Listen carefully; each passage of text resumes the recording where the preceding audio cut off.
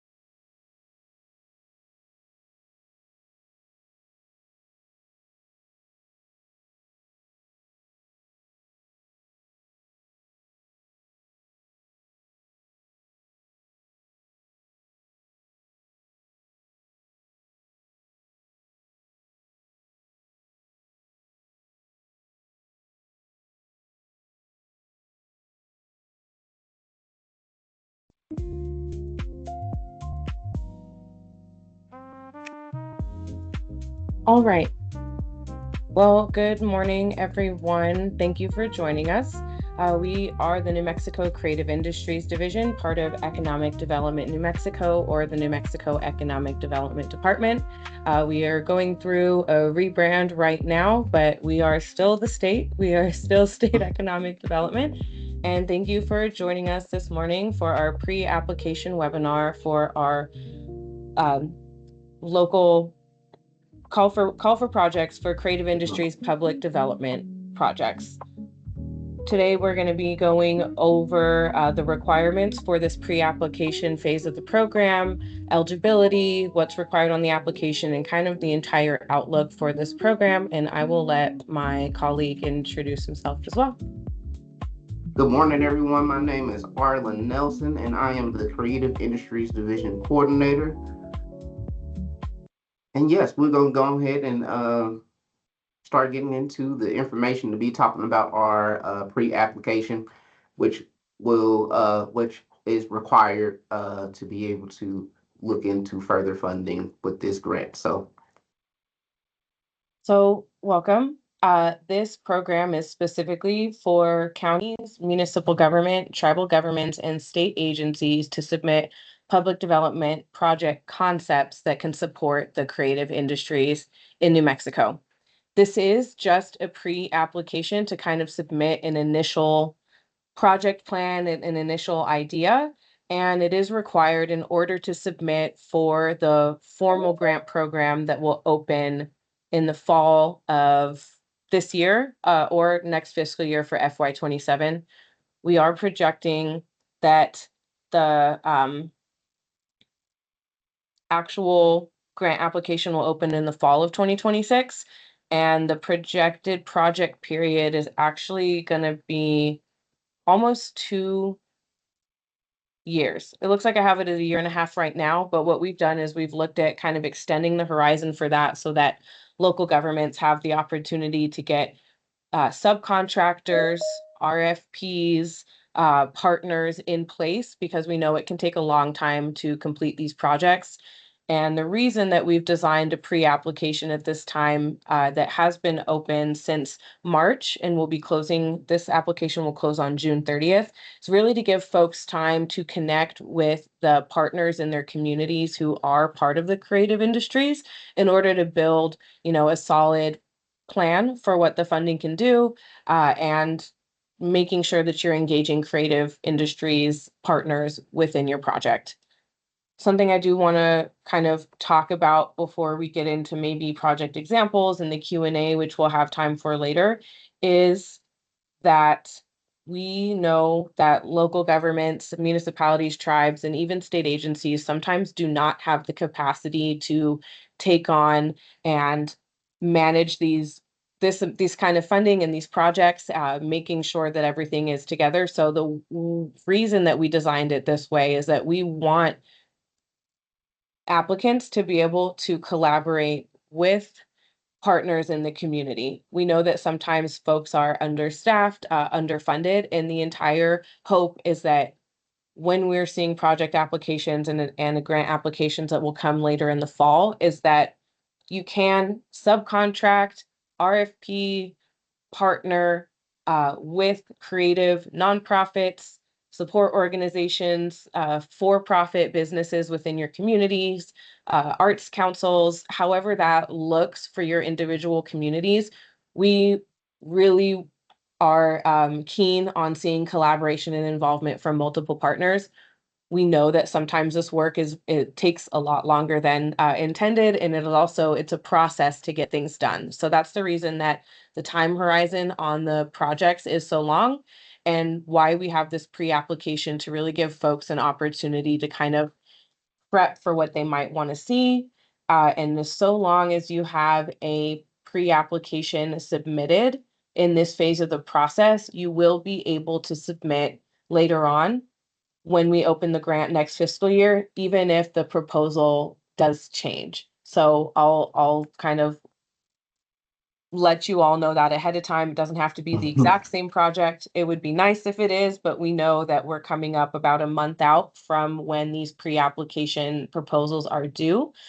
But there is flexibility there. We just want to make sure that folks have at least started that investigative process on their end. So we on our website have linked the 2024 Creative Industries Division study, as well as the 18 public projects that we funded before the division was fully staffed, I believe in FY23, so a couple years ago now. And I wanted to talk a little bit about some of those projects.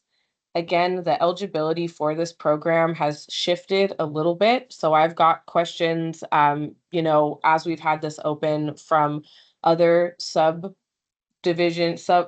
subdivisions of the state, Mhm. educational institutions, Calls. nonprofits. And this particular program, the lead applicant who is responsible for applying, administering, documenting, and submitting the final report will be the municipal, county, or tribal government or state agency applying. It doesn't mean that other political subdivisions, educational institutions, nonprofits, etc., cannot partner and act as a subcontractor on these projects, but they are not able to be the formal submitting entity, because one of our charges is around supporting governments that want to build out creative industries infrastructure and programming for their communities. So ways that this has looked in the past, because our grant policies are not to give direct technical assistance and feedback on specific proposals in order to ensure fairness. We have linked a lot of information for previous projects that have been awarded. So in October of 2023, where did the time go? The division awarded 18 projects. So City of Gallup, Doñana County, Mora, County of Mora, Village of Crowdcroft, Berlin. Sorry, my screen's acting crazy.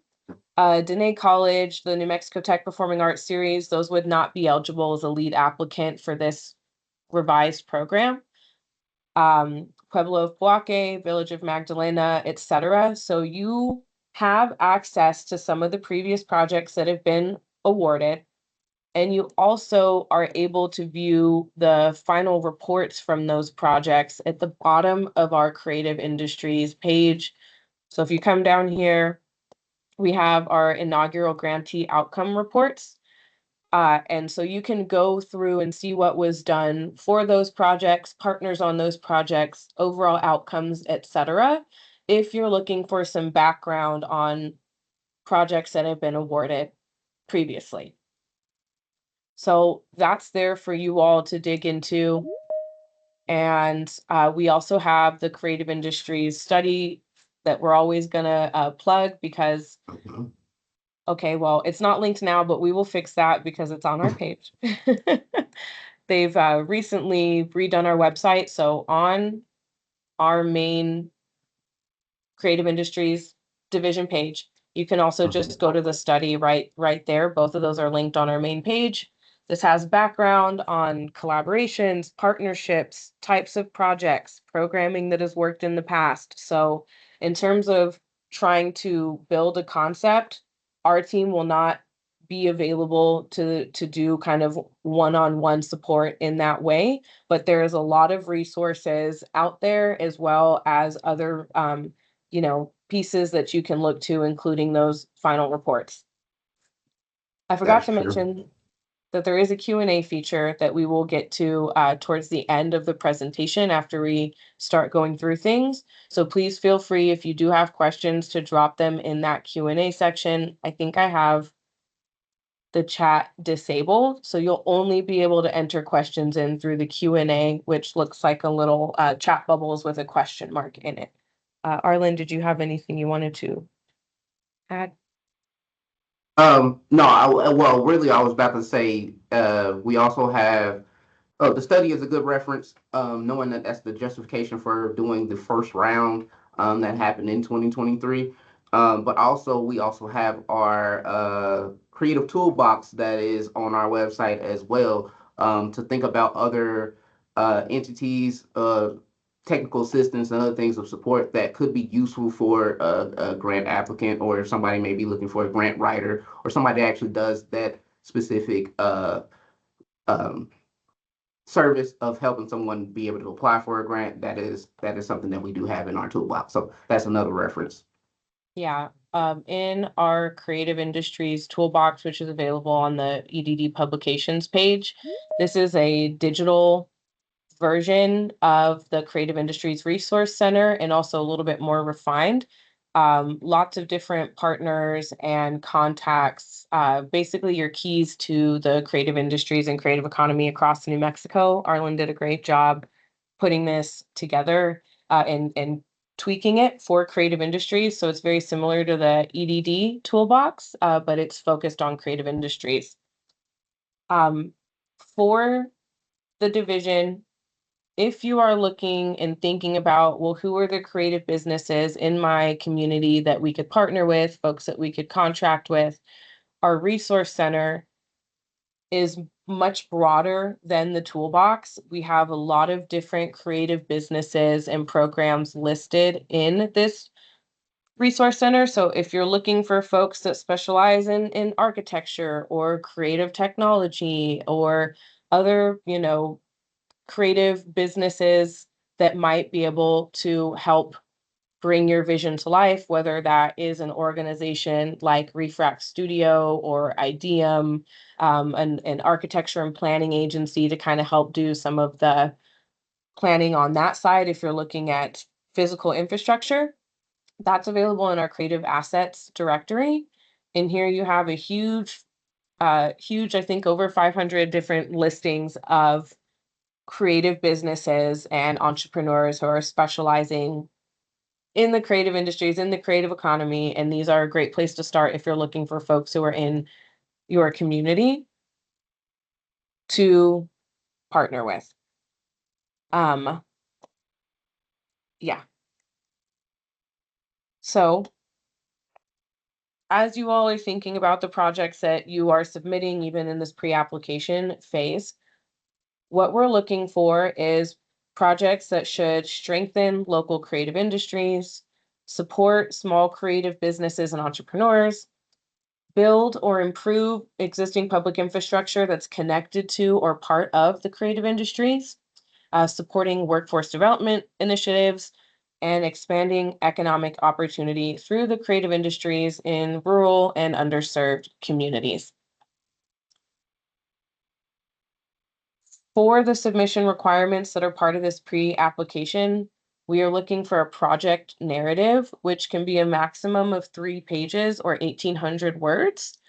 a proposed timeline that takes between 1 and 2 years, a preliminary budget projection of what you expect that the project might cost, and that will include the total project cost, the requested funding amount, and the maximum funding ceiling for this is going to be $150,000, not including any estimated matching financial support that the local government, municipalities, tribe, or state agency may provide, or any maybe financial and in-kind support. So that $150,000 ceiling is only for the funding that you're requesting in the project budget and does not include those other two pieces.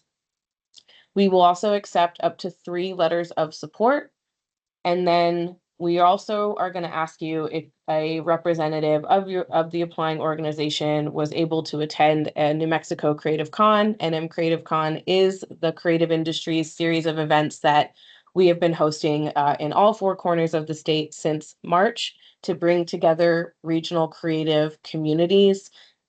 We've had tons of amazing creative businesses, regional ecosystem partners, local government representatives, legislators join us from across the state at these different events.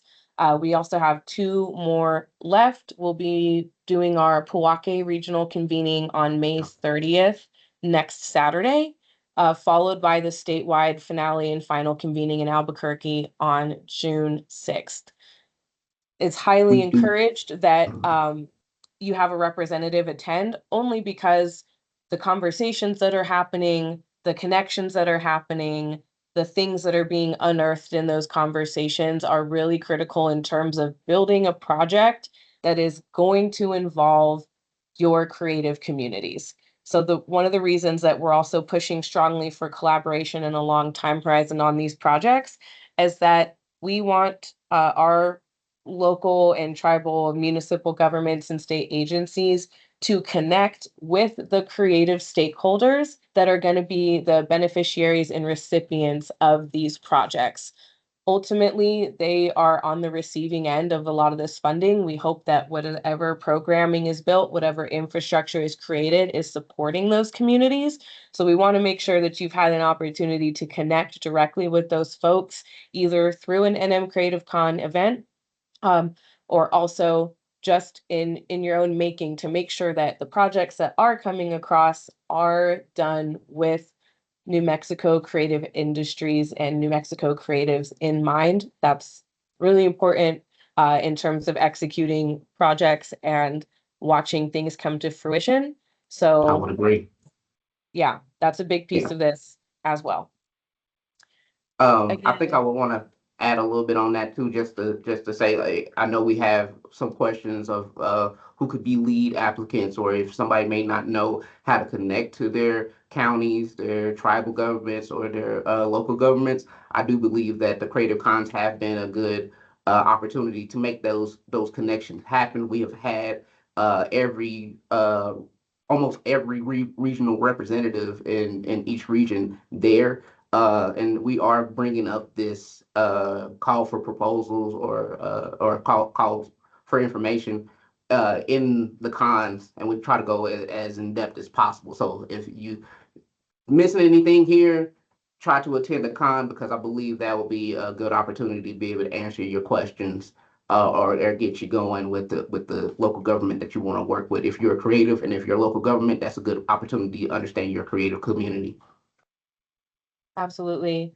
And to add to that, so the only eligible lead applicants for this particular program are going to be local governments, counties, municipalities, tribal governments, and nations and pueblos, or state agencies. So educational institutions are not able to be lead applicants for this particular program. They would need to act as a partner through another entity, either where that funding comes from at the state agency level, or a local government or tribal government that is willing to partner and list you, but it is not directly open for educational institutions or other political subdivisions of the state.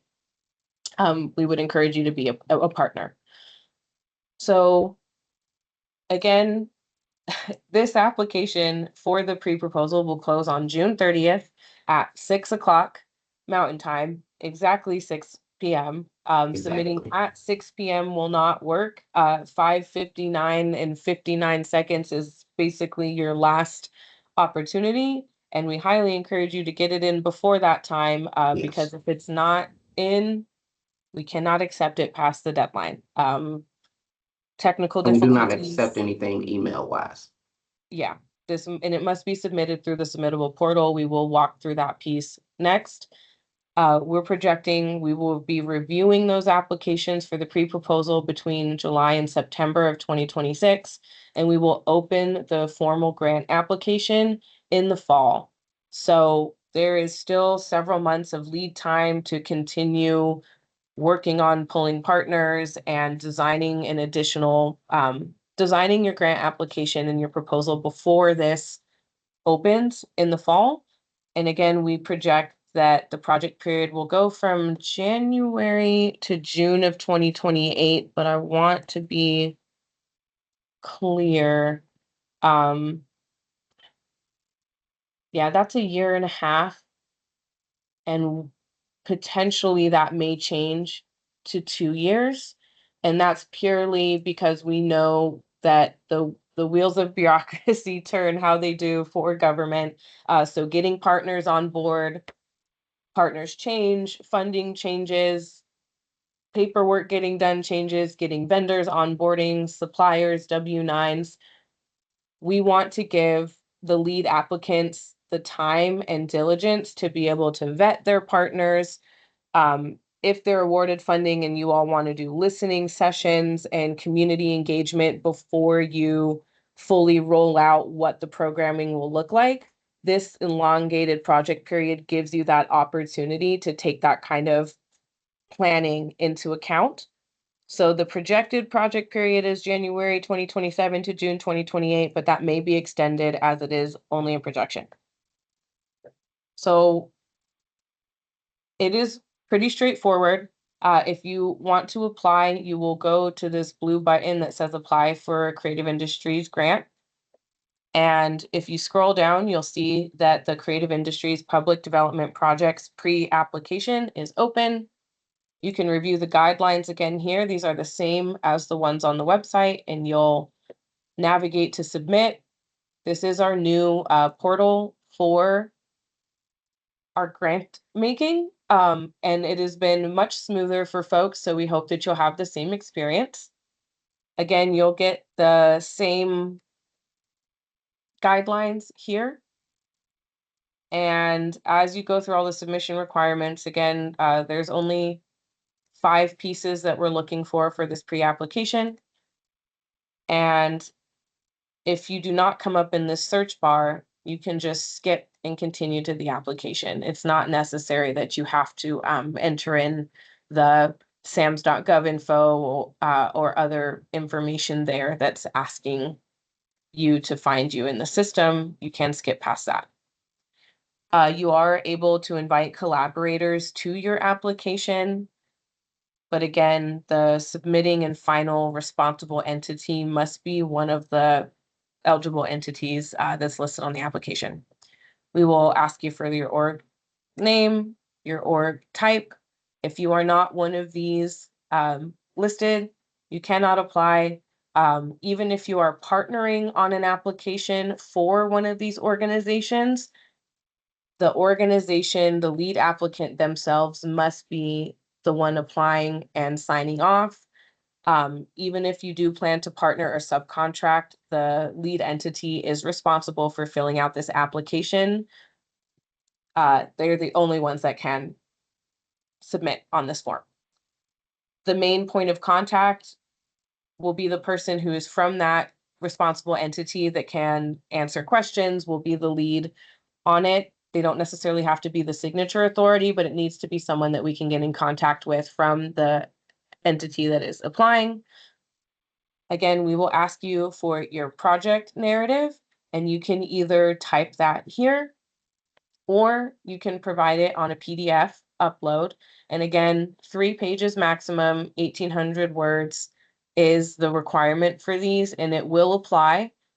Even if you submit it via PDF, we will be checking these, and we don't want to have to remove any applications or proposals because they did not meet the requirements of this 3-page or 1,800-word length. Mhm. You have an opportunity to submit your proposed timeline here.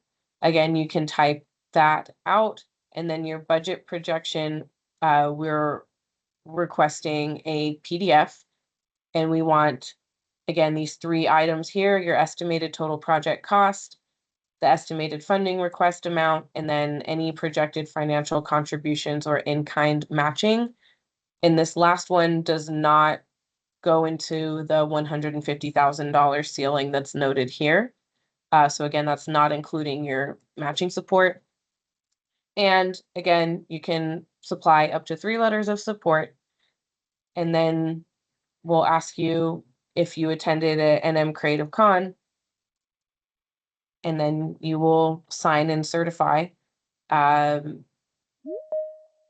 that you are an employee of the eligible entity who is submitting the application. You can save a draft and return to this later. So you have that option as well. And what we'll do is we'll give you these same kind of, editing options to do bulleted lists and stuff. We will update that so that your proposed timeline can also be entered in that format. Again, it's relatively straightforward, but our biggest ask is that you're thinking about collaborative partners on these projects, because we know oftentimes that folks do not have the capacity to do this all in-house. So that is why that the project period is extended that long. And we will move kind of into, let's move into our questions. Arlen, you want Yes. to? So I'm starting with the top. Are these funds awarded as a disbursement or a reimbursement basis if awarded?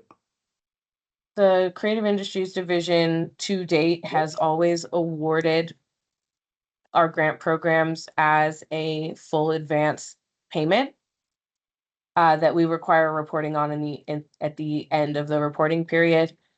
Our plan is to do the same, or we potentially might split it into tranches. But we know that a lot of times reimbursement basis is very difficult for creative industries related projects. So we intend to do these as advance payments, at least in tranches. All right.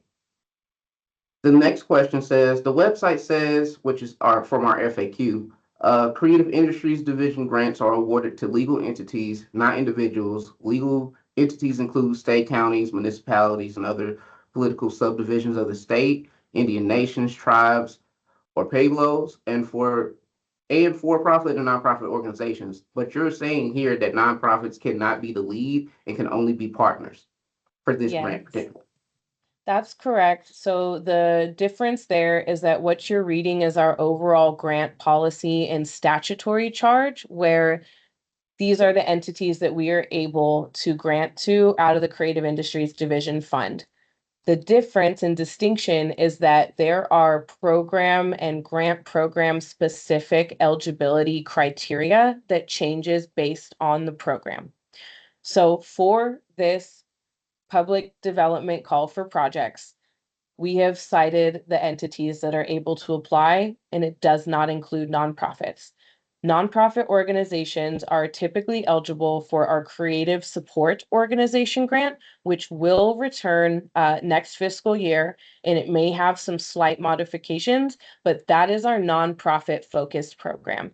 What we have found in the last few years of doing grant making is that nonprofits, for-profits, and government entities all operate in their own timelines. It's very difficult. It's like comparing apples and oranges when you're doing projects. There's reporting criteria that's very different given the type of entity that you are. So we have roughly 3 different recurring grant programs, and one of them is for profit, one of them is focused on nonprofit, and this one is the one that is focused on government entities. The reason we have done that is because of what I just stated. There is a lot of nuance to those types of projects. So yes, we do grant to nonprofits, just not for this program particularly. All right, I have another one that's a good one. Can different departments within a municipality each apply? For example, both Albuquerque Economic Development and Albuquerque Arts and Culture applying separate on separate applications, or would they have to be on one application? I mean, I think it would be better to apply together. Um, that's a good question. We have not had that come up. And sorry, Arlen, we're kind of going out of order. So there was a few Yeah. here that we didn't catch. Um,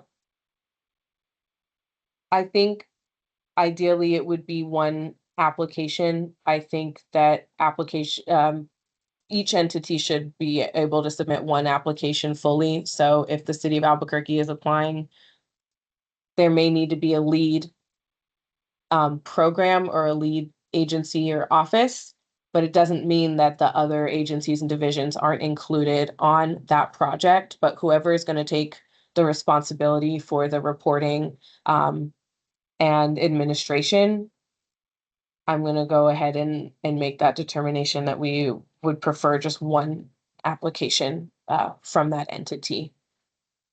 All right. And now I'm going back in line. Uh, with the grant application opening in the fall, how long will the application window be open, and how long is the final review period? Is there a sample of that longer second application available at this time?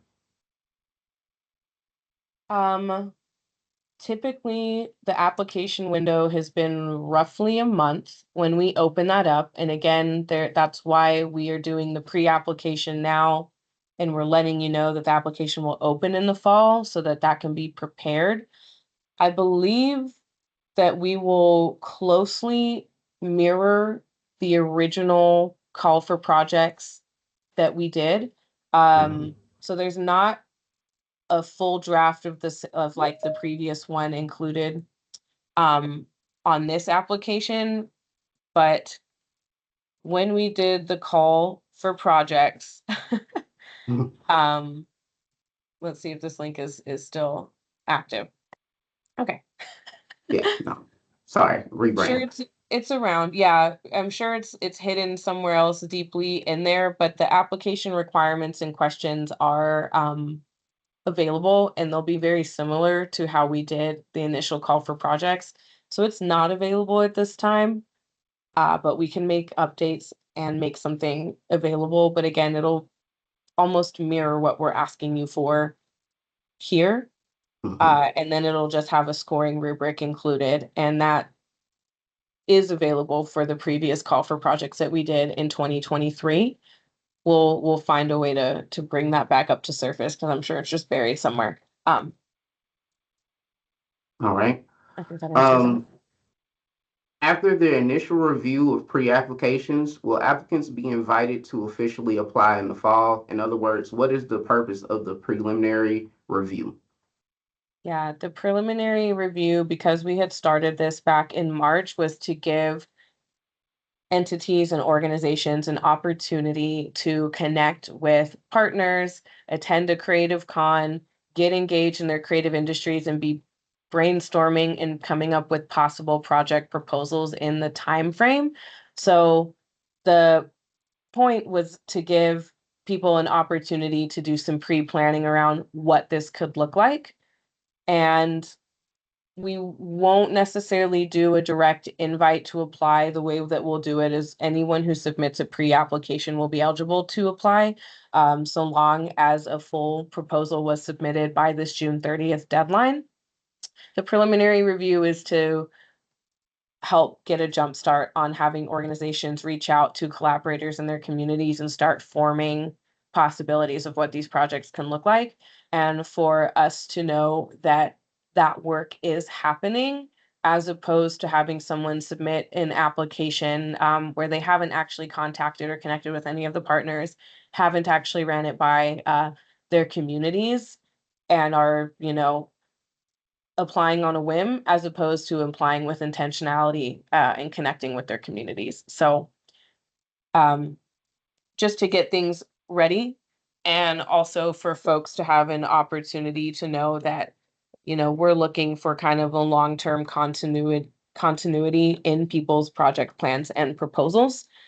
And having that pre-application is an opportunity to demonstrate that that work is already happening and make a more compelling application when we invite back for the fall application. All right, I just got a new one that came in. Can you explain the letters of support? Who are these letters supposed to come from? Um, Sorry, I'm looking at these comments on another string. If you all have questions, if you can submit them separately as opposed to commenting on the questions, because that's harder for us to keep track of. Letters of support will come from who you deem necessary. That's why we've allowed 3, and we've allowed for room for you to choose who those entities are, who the organizations are, who the partners are. That is more so up to you all to choose who you want those letters of support to come from, as opposed to us telling you who you need to get support from. All right, Does that answer? what you just say? I'm sorry. Sorry, did that answer that? I think so. And again, I think we went over this. COGs are not eligible to apply. They Hmm. need to be connected with a lead applicant And that's as a because partner. they're not COGS are deemed what government provisional entity or something along those lines. I Yeah, might be they're a saying it wrong. political subdivision, but not a direct local government, county or municipality. So COGs would need to partner. Okay, I got some more that came in. The next one is, what are the rules about matching funds? Can a portion of or all of the matching funds be from labor, facilities, etc., provided by the entity/entities applying? Yeah, we're very flexible on what matching funds look like. If you have applied for a outdoor recreation division grant in the past, their match and in kind is very flexible in terms of labor, equipment, time, in kind from other organizations or partners that may agree to work with you all. If awarded the grant, they'll give X amount of time and services. Um, so there's not necessarily rules on that. It's just that we are looking at the ability for the organization to kind of work creatively in that way if we're responsible for funding your full project, or if there's also opportunity that you're leaning on other organizations or within your own agency to support. So very pretty flexible around that. There's not really requirements. We just want to know if there are matching funds or in kind available for your project. All right. And then the more recent one, does that mean a nonprofit can partner with a government entity for this type of grant? Yes. Yes. With Mhm. the caveat that the government entity has to be the one applying, and that each government entity may have its own procurement guidelines and requirements.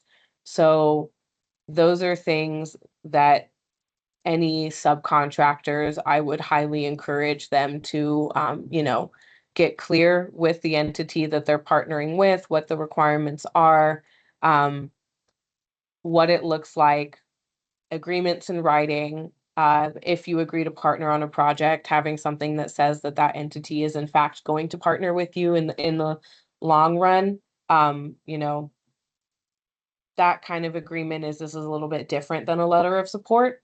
So again, there's a lot of folks that if contracts are over a certain amount, they may need to go out to RFP. Mhm. So request for proposals. And if that is the case, that is why we've designed the project horizon as long as it is if someone needs to go out to RFP, they'll have that opportunity.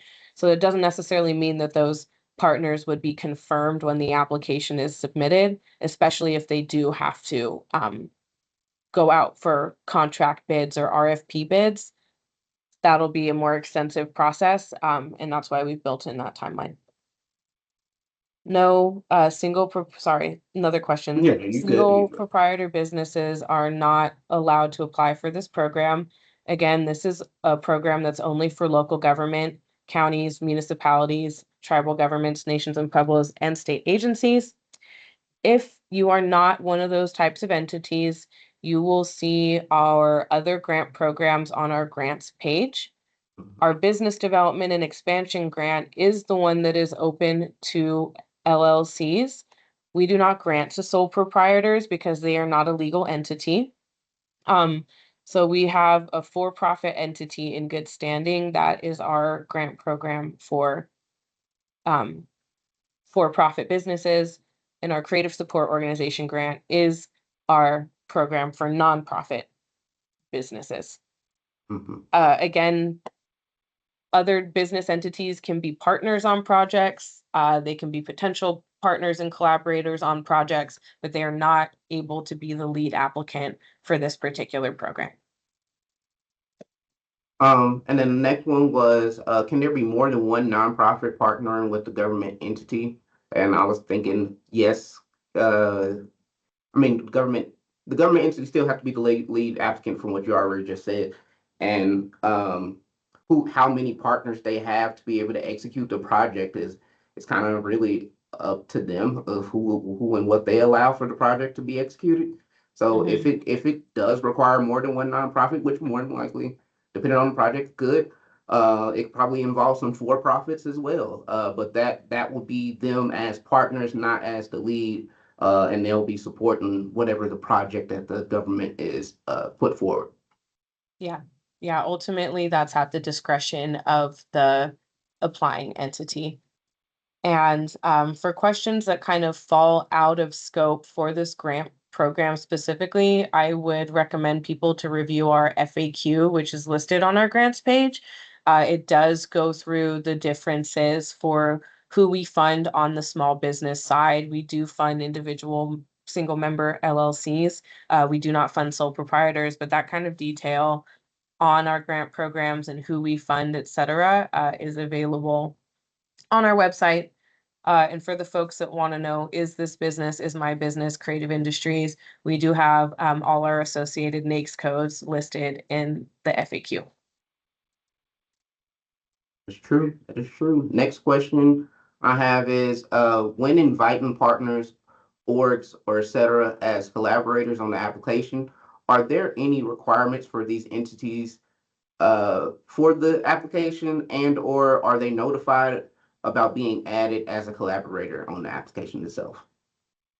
So to answer that question, I think there's two things. I did mention that the formal grant application allows you to invite collaborators. And that is more so about someone who might be helping you fill out the application, and provide the project narrative, upload the budget, et cetera. This is not necessarily for you to invite the partner organizations that you're thinking about partnering with. This is people who are helping you develop and submit the application. And again, collaborators can't submit that formal application, only the lead applicant can. So if you do invite collaborators, just know you still have to be the one to kind of press submit before the deadline.